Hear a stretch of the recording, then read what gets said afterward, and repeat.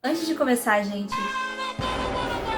sim, eu tô num cenário novo, num lugar novo, é porque eu estou em processo de mudança, então eu tô num lugar que ainda não é a minha casa oficial, então vai ficar assim por um tempo, mas o conteúdo continua o mesmo, continua maravilhoso, eu vou continuar gravando, Eu quero aplausos. mais barulhos novos, fogos, aqui também tem fogos, e é isso, tá bom? Agora vamos começar o vídeo. Olá pessoas, tudo bom? Eu sou a Ive e hoje eu tô trazendo um vídeo que talvez teria sido bom e importante lá no início do canal. 1.000.000.000 de anos depois. É legal também trazer agora porque o público tá um pouquinho maior. E eu tô sempre falando de figurino, então o que é figurino? Antes da gente entrar nesse conteúdo, já faz aqueles 3 passinhos básicos, tá bom? Deixa um gostei, também se inscreve no canal e ativa o sininho das notificações. E quem puder, compartilha esse vídeo com pelo menos uma pessoa para poder me ajudar a divulgar esse conteúdo. Me deem, por favor, essa forcinha, porque conteúdo é bem puxado de fazer, né? A gente mesmo em processo de mudança tá fazendo, então ajuda aí. Enfim, no primeiro vídeo do canal eu me apresentei e eu não fiz mais isso. É claro que eu falo meu nome, mas não é isso que eu quero dizer. E eu não fiz isso simplesmente porque não. Muita gente aqui me conhece pessoalmente, mas isso não significa que todo mundo aqui saiba o que eu faço. E também já tem muita gente nova por aqui que não me conhece mesmo. Então, vamos lá. Olá, pessoas! Eu sou Evelyn Cirne, mas pode me chamar de Ive. Eu sou figurinista formada em artes cênicas e indumentária pela UFRJ. Sim, esse curso realmente existe numa universidade pública. Eu trabalho com teatro principalmente, mas já fiz cinema, dança, show, style. E também não sou só figurinista, eu sou atriz também, principalmente de teatro musical. Olha que loucura. Mas, voltando ao figurino, como eu falei, eu sou formada em indumentária. Muita gente nem sabe o que é indumentária. E é basicamente a arte do vestuário, ou o estudo da história do vestuário e os hábitos relacionados aos trajes em determinados locais, culturas, épocas. E isso seria moda? Não exatamente. A gente lida com moda, mas é quase como se eu estivesse mais preocupada com o costume de vestuário mais específico. Há algum tempo, o que chamamos de moda está associado com o costume elitizado de um grupo social. A gente pode dizer que a moda dos anos 60 era de um jeito de acordo com o que vemos em revistas, fotos, etc. Mas não significa que as pessoas do interior de Minas também usassem isso. Também não significa que as pessoas formadas em moda não entendam isso. Esse é um ponto. Seguindo, sou formada em artes cênicas e indumentária, ou seja, é esse costume de vestuário voltado para as artes cênicas. Parece mais teatro, mas é uma formação que vai levar a pessoa para o cinema, para o carnaval, para dança, performance, música, moda, stylist, vitrine, além do teatro. É como se eu dissesse que eu sou formada em vestir personagens de acordo com o tempo, local, cultura e personalidade dele, baseado em um conceito, amarrando meu trabalho com o de todos os outros profissionais que estão trabalhando comigo e estão concebendo aquela manifestação artística. Eu sei, é complicado. Até passou a moto no meio, mas não queria parar, senão ia perder a linha de raciocínio. Vestir um personagem, e eu vou falar personagem sempre, tá? Mas repete se for cantor, pessoa pública, folião, etc. Vestir um personagem é um trabalho que a gente até brinca de dizer que é psicológico, porque não é só sobre um mendigo em Nova York em 1845. Esse vestuário a gente consegue fazer sem até pensar muito. Mas quem é esse personagem? Qual a história? Da onde ele vem? Do que gosta? Quais são as evidências que sustentam essa personalidade e esse vestuário? Esse ser Se tenho 2 mendigos em Nova York em 1845 e um se perdeu na cidade e acabou se tornando um mendigo por isso, né? O outro perdeu todo o dinheiro e a família por causa de um vício. Um é jovem, o outro é velho e assim por diante. São personagens totalmente diferentes. Portanto, eles não podem vestir as mesmas coisas. Isso sem nem falar que eles podem estar sob conceitos diferentes. Conceito é um olhar. Se eu olho o mundo através de lentes cor-de-rosa, ele é um. Se eu olho por lentes verdes, ele é outro. E numa produção a gente pode escolher, junto com a equipe, que lentes vamos usar para olhar determinada coisa. A gente pode querer que seja visto através do kabuki, pode escolher que seja visto através do cinema noir, que seja visto pela cesta de costura de uma avó. Cada uma dessas lentes, cada um desses conceitos terão estéticas completamente diferentes uns dos outros, mesmo que seja a mesma peça. Quando Cinderela era contada na Grécia, um pássaro roubava seus sapatos. Quando era contada na China, a fada madrinha era um peixe dourado. São diferentes, mas a história é a mesma em essência. Romeu e Julieta, por exemplo, existe o original, Shakespeare, Inglaterra, século XVI. Mas a história se passa numa Verona renascentista. Aí tem o filme dos anos 60 que vê o Renascimento com os olhos dos anos 60. Aí tem Amor Sublime Amor, que é a mesma história contada em Manhattan nos anos 50 entre latinos e polacos. Aí tem o Baz Luhrmann, que faz nos anos 2000, contando a mesma história, só que no nosso século. São conceitos e, por isso, não vamos sempre repetir o original. Diferente de muitos estilistas, figurinistas não trabalham sozinhos. Quando a gente entra num projeto, a gente trabalha com diretores, produtores, atores. Precisamos ter uma conexão com a cenografia para termos uma unidade estética. Conexão também com a iluminação, porque dependendo da cor que eu escolher no figurino, a iluminação pode mudar completamente ela. Enfim, é um trabalho de balanceamento, porque o que eu desejo sozinha talvez não seja o mais adequado. A gente trabalha em equipe ou deveríamos trabalhar em equipe. E por último, nessa primeira parte do vídeo, figurinistas também têm o trabalho de adaptar o trabalho para os olhos de quem vê. O figurino do teatro é diferente do figurino de cinema, que é diferente do figurino da televisão, que é diferente da Sapucaí, que é diferente do circo e etc. Por exemplo, no teatro a gente nunca usa branco. Tem sempre que sujar um pouco, tirar um pouco o brilho que o branco tem, porque quando chega a luz vira quase um flash e se reflete tudo, é desesperador. Assim como não dá pra botar botões pequenininhos de estrela na avenida, porque absolutamente ninguém vai ver. Esse figurino precisa transmitir uma ideia gigante.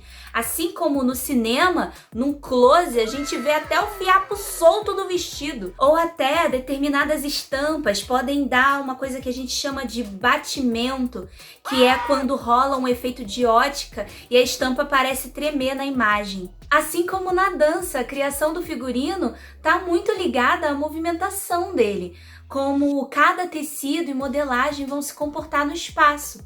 E por aí vai. Não é só transmitir uma ideia, mas a melhor forma de transmitir essa ideia. Dito tudo isso, eu queria chegar em alguns pontos bem importantes e foram coisas que me motivaram a fazer esse vídeo. Figurino não tem obrigação de ser historicamente preciso. Figurino é releitura e não reprodução. Figurinistas não são 100% responsáveis pelo resultado final do produto. Então, vou falar desses 3 pontos porque muitas vezes a gente vê uma raiva tão grande destinada ao figurino de uma forma até desmedida. Dificilmente falam de outros pontos da produção, principalmente quando a gente fala de cinema, séries, na parte de estética, tá? De roteiro, direção, interpretação, falam muito. Mas você já clicou em gostei? Já se inscreveu? Já mandou esse vídeo pra alguém falando: olha o vídeo da Ivy? Tá bom? Já fizeram? Vambora então. Primeiro, figurino não tem obrigação de ser historicamente preciso. Acho que depois de falar tudo sobre figurino, isso parece até meio óbvio. Mas muita gente ainda trata esse tema de uma forma bem extrema e isso me deixa muito incomodada. Na época que eu fiz o vídeo de Bridgerton, clica aqui em cima, ó. Se você ainda não viu, ou você quer ver de novo para me ajudar, naquela época muitos vídeos similares apareceram para mim e vinham de canais de moda, principalmente moda histórica. Sentando pau no figurino, como se o figurino fosse ruim. Falta um pouco de entendimento nessas horas. Claro que quando a gente está analisando, e eu faço isso aqui também, a gente olha o original, a gente vai lá catar a moda historicamente correta, até para poder apontar as diferenças e explicar melhor. Mas quando a gente tem um figurino, a gente não tem só uma reprodução fiel da coisa, a gente tem um contexto. Inclusive, no vídeo de Bridgerton, eu falei isso. A gente, para falar um pouco de figurino, a gente tem que pelo menos assistir. Porque esse contexto é o conceito. Várias coisas na série Bridgerton faziam referência a um mundo mais fantasioso ou para algo mais moderno. Teve música de artista pop atual como música clássica. Por que a música pode fazer isso e o figurino não? Todos os elementos levam para esse caminho e o figurino faz parte desse caminho. Um exemplo maravilhoso é a Cleópatra com a Liz Taylor. Gente, aquelas roupas ali são zero Egito antigo. Arigato! Egito, viu, gente? Mas é um figurino muito lembrado até hoje. A gente precisa dar esse espaço para a fantasia. Não vamos crucificar uma produção por não ser historicamente correta. Simplesmente isso não faz sentido. Se a gente não der esse espaço, a gente não pode permitir, então, que façam filmes falados ou coloridos retratando 1920, por exemplo. Afinal, isso seria historicamente incorreto. A gente ama as músicas pop no meio das produções históricas. Por que a gente não pode ver uma coisa mais anarquista dessas no visual? Então, não julguem. Muitas vezes, parte do conceito da produção está em não ser historicamente correto.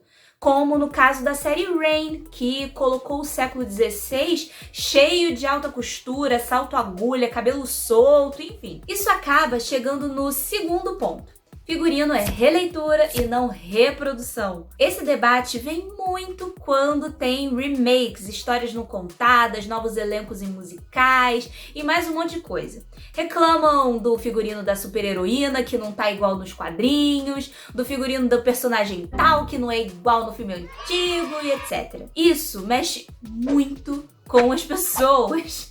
A nostalgia impede que muita gente aceite o novo. E tudo bem. Eu entendo isso, eu sinto falta também, mas a gente também precisa entender que passado é passado. Não é porque você queria que fosse igual que todo mundo vai querer também, ou que vai ser importante, interessante para essa produção. Atualizações também são necessárias. Você pode ter um carinho enorme pelo seu Windows XP. Oh my God. You gotta be kidding.